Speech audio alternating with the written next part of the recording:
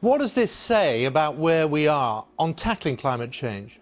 So there was two reports today. One said in terms of tackling climate change, we are not doing nearly enough, and that's in our transport sector in particular, both our road vehicles and aviation, but also in how we heat our homes and the agriculture sector. So it's across the board saying that businesses, government and transport has to do so much more to get our carbon emissions down and to stop burning fossil fuels.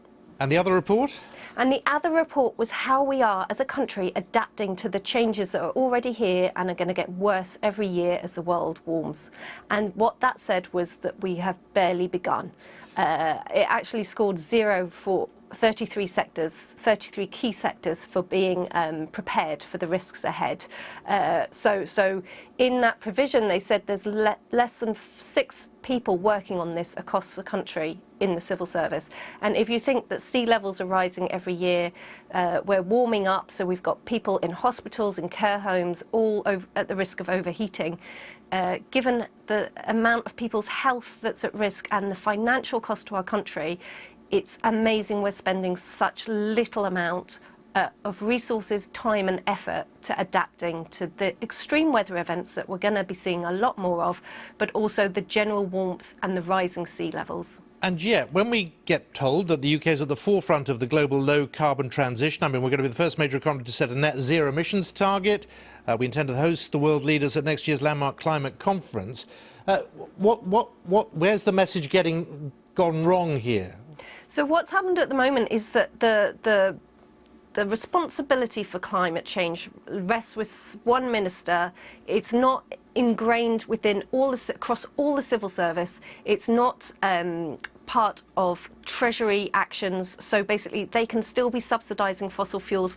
That they're doing. In the past, we've still been subsidising fossil fuels overseas as well as part of UK export finance, and the incentives to stop things like overheating impact our NHS.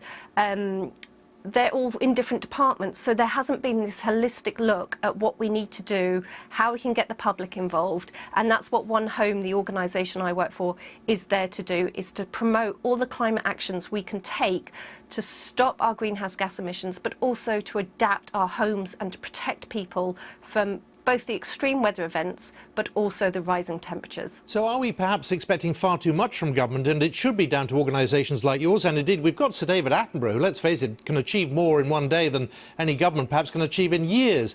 Isn't that where the future is? So the reason the government is so important is because they set the laws and they also control the purse strings. And what this report says really strongly is that there needs to be this urgent matter is so big, it covers so many different aspects of our society, it has to be coordinated from central government, because allowing it for voluntary, or we're a social enterprise, small organisations like mine to do this is virtually impossible. It has to come from the government, and they have to stop jeopardising the good work that's happened.